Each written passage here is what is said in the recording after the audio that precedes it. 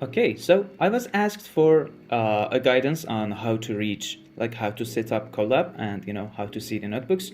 You don't actually have to set up anything. All you have to do is to navigate with your browser to the link I have provided to the repository that contains all the videos and all the notebooks at the same time. So you open your browser, go to the URL I have shared with you, so this opens up the repository I have prepared for you.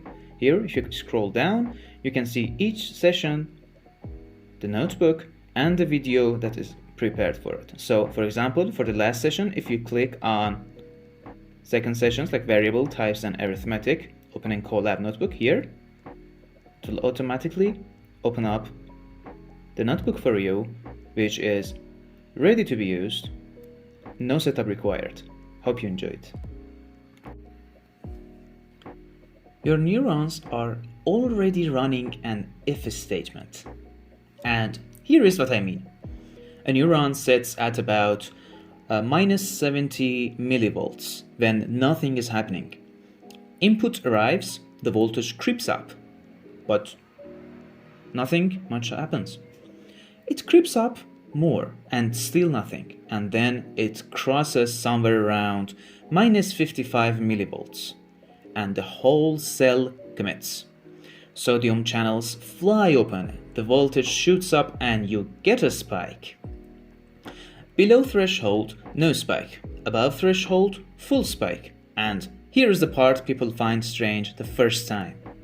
Pushing harder does not give you a bigger spike. There is no such thing as a slightly larger action potential. It is all or none. Hankin and Huxley worked out the machinery behind that in the 1950s. And using a giant axon of a squid, which because it was big enough to poke a wire into it. They got the Nobel Prize for it in 1963. So if else, your brain runs on it. So does your code actually today. So 3 souls this session. If, which decides, for, which repeats, and def, which packages something up so you can never have to write it twice.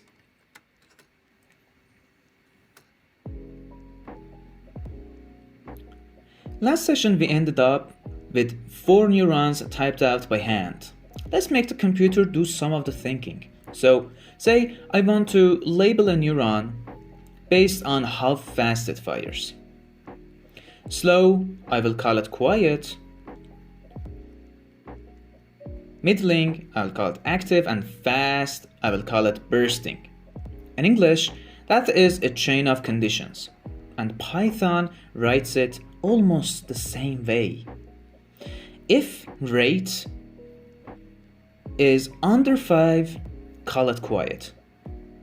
Otherwise, if the rate is under 10, call it active, and otherwise, bursting. 2 things to notice about the syntax. There is a colon at the end of each of those lines, right here.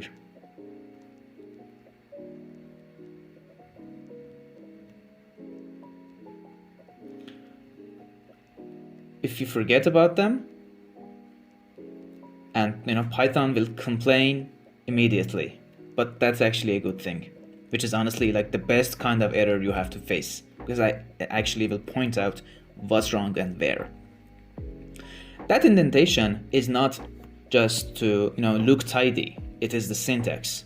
Those indented lines belong to the condition above them. Right here, you see this empty space. I'm referring to this empty space below each of those conditions. It is a syntax. Those indented lines belong to the condition above them. And if you get the indentation wrong, you change the code, change actually what the code does. Python is the only major language that made white space load bearing, and people have different opinions about that. Let's run it.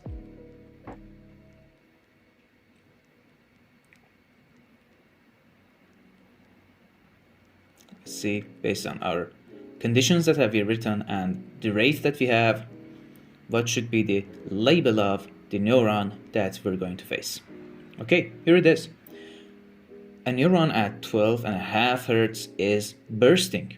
Good to know.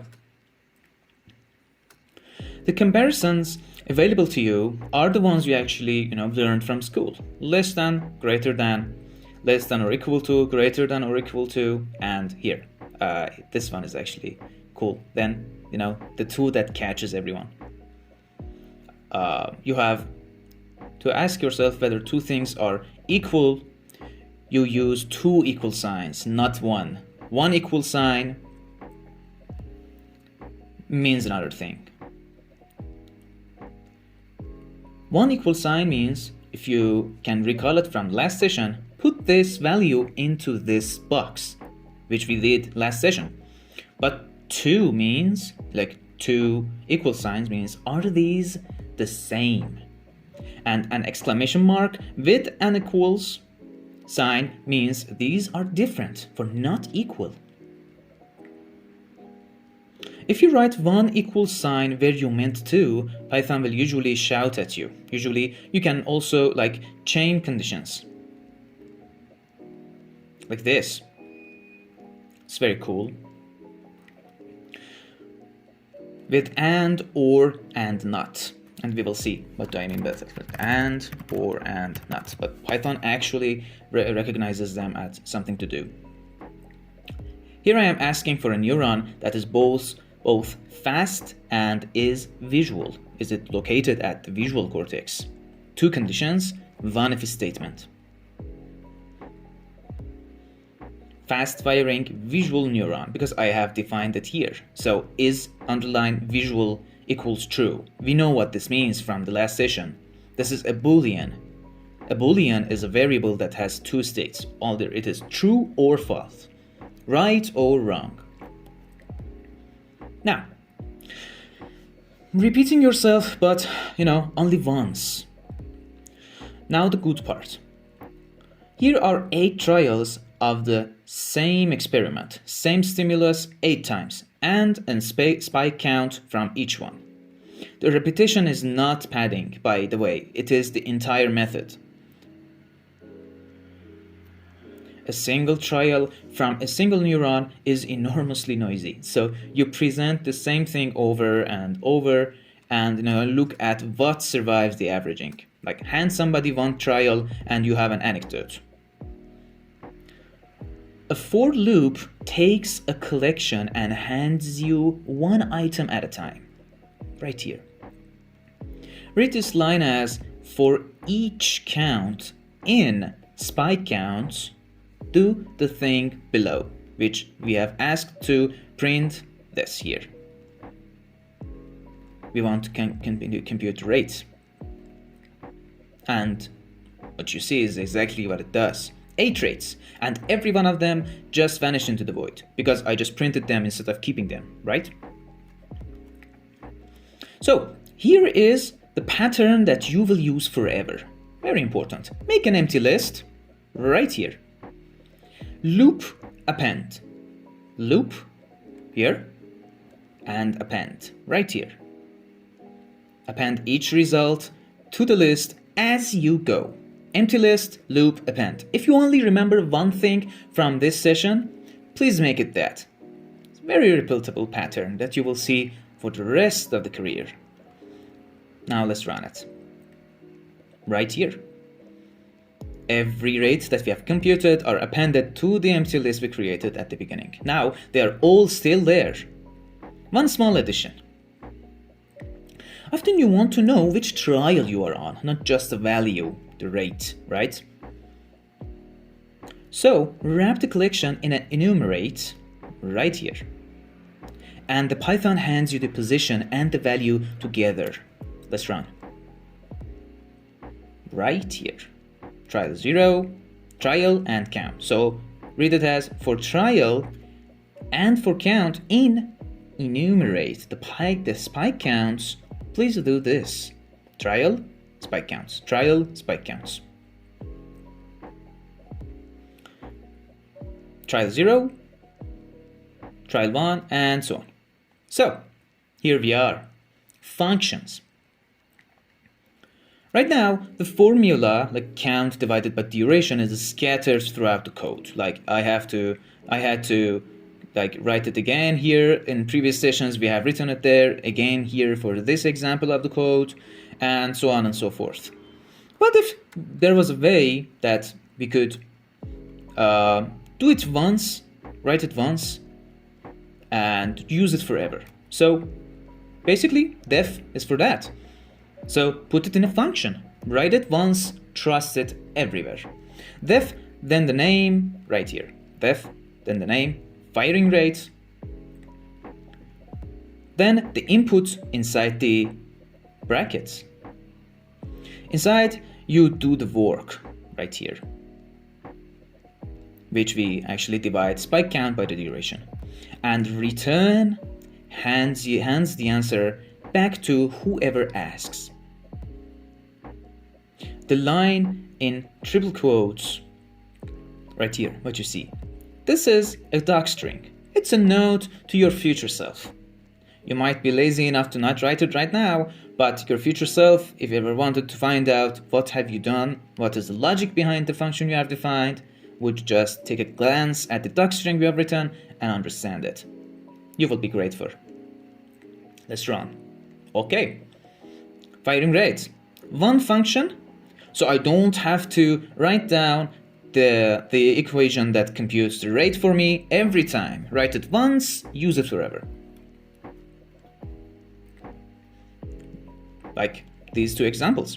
250 spikes, and in 20 seconds give you 12.5. And for 9 spikes in 2 seconds give you 4.5 hertz.